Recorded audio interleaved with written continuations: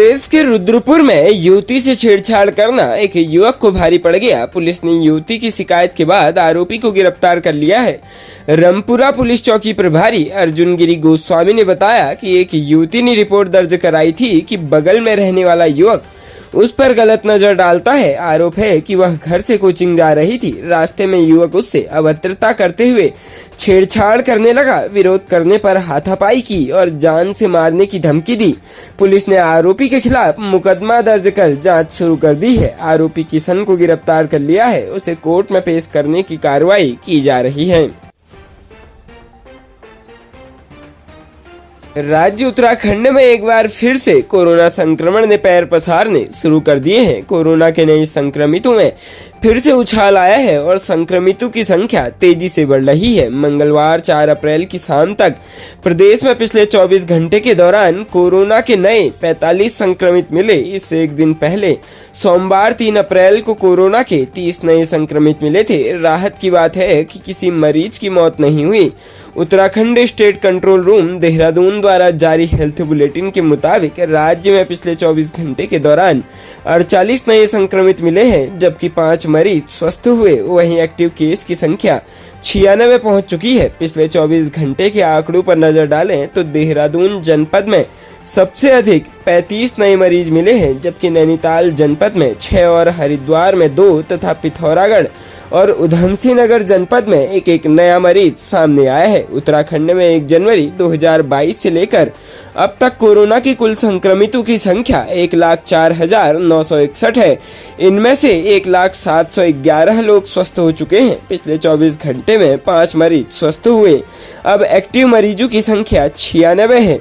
Corona की पहली लहर से लेकर अब तक प्रदेश में कुल 7,756 लोगों की कोरोना से जान जा चुकी है। राज्य उत्तराखंड के 8 जनपदों में 122 करोड़ रुपए की लागत से 32 पार्किंग बनेगी। इसके लिए पहली किस्त के तौर पर 77 करोड़ रुपए जारी हो चुके हैं। इन पार्किंग पर 7,190 वाहन पार्क हो सकेंगे। शहरी आवास मंत्री प्रेमचंद्र अग्रवाल ने बताया, इस बार पार्किंग के लिए राज्य के बजट में 100 करोड़ रुपए का प्रावधान किया गया है। बताया कि केम्प्टी, गंगोत्री और लक्ष्मण झूला में राज्य की पहली 3 पार्किंग बनने जा रही है, जिनकी DPR national highway infrastructure development corporation तैयार कर रहा है। विधानसभा स्थित कक्ष में मीडिया से बातचीत में कैबिनेट मंत्री ने बताया, इन 32 पार्किंग में से 18 मल्टी लेवल पार्किंग है और 14 सरफेस पार्किंग है। 2 साल में इन्हें तैयार करने का लक्ष्य रखा गया है। वहीं 11 पार्किंग के निर्माण की डीपीआर को 3.45 करोड़ रुपए की राशि जारी की जा चुकी है। इनमें चमोली में 1, पौड़ी में 1, पिथौरागढ़ में 2, टिहरी में 1, उत्तरकाशी में 3, रुद्रप्रयाग में 1, बागेश्वर में 2 है। प्रदेश में 3 जगहों केम्प्टी, गंगोत्री के गंगनानी और ऋषिकेश के लक्ष्मण झूला में टनल पार्किंग बनाई जा रही है। केम्प्टी की डीपीआर के लिए 42 लाख, गंगनानी के लिए 77 लाख और लक्ष्मण झूला के लिए 30 लाख जारी किए गए हैं। टनल पार्किंग का निर्माण NHIDCL करेगा। बाजारों में वस्तुओं के दाम बढ़ते घटते रहते हैं। जनता इस चीज से वाकिफ है कि यह दौर महंगाई का है, लेकिन फिलहाल अभी जरूरी दवाइयों की कीमतों में 17% की कमी पाई गई है। दरअसल राष्ट्रीय औषधि मूल्य निर्धारण प्राधिकरण NPPA ने यह दावा करते हुए कहा कि जरूरी दवाओं की कीमतों में 17% तक गिरावट आई है। अब आपको दवाइयों के दुकानों में पैरासीटामोल दवा 1 रुपए से भी कम कीमत पर उपलब्ध होगी।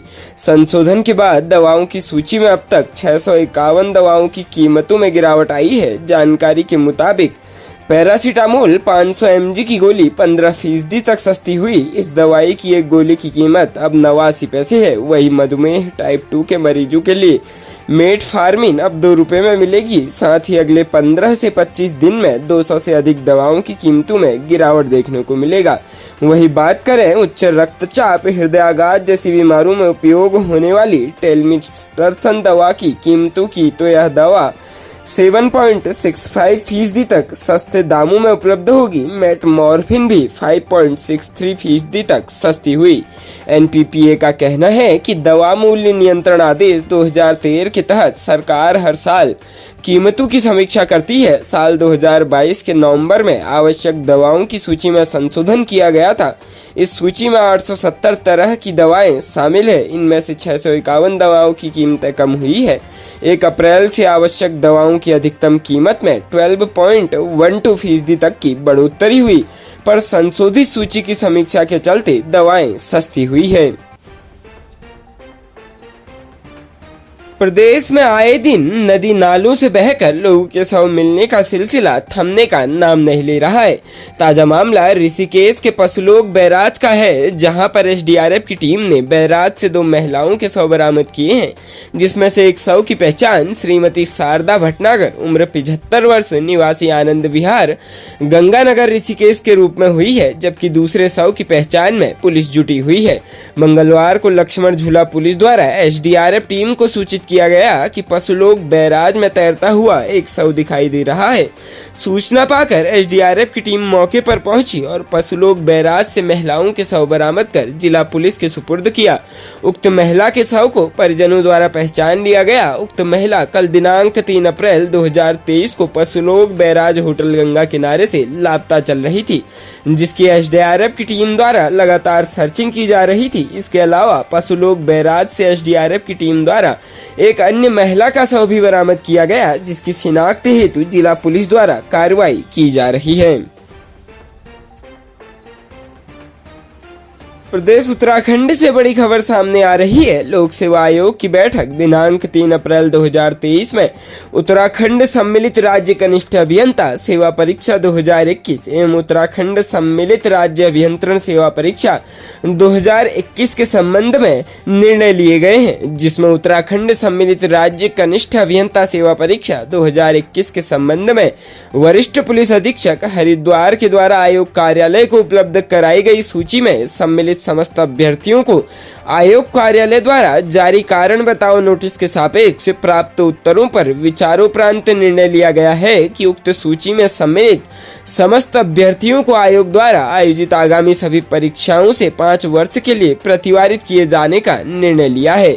उत्तराखंड सम्मिलित राज्य अभियंत्रण सेवा परीक्षा 2021 के संबंध में वरिष्ठ पुलिस अधीक्षक हरिद्वार के पत्र द्वारा प्रश्नगत परीक्षा में 9 छात्रों के नकल करने की पुष्टि हेतु सूचित किया गया है।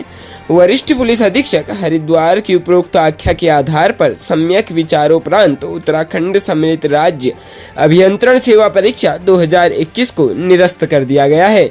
उक्त के अतिरिक्त यह भी निर्णय लिया गया है कि प्रश्नगत परीक्षा पूर्व में जारी विज्ञापन दिनांक 1/9/2021 तथा तत्कम में जारी विज्ञप्ति दिनांक 20/9/2021 एवं 17/1/2022 के आधार पर उक्त परीक्षा पुनः दिनांक 13, 14 एवं 16 से 18 अगस्त 2023 कुल 5 दिवस को आयोजित की जाएगी।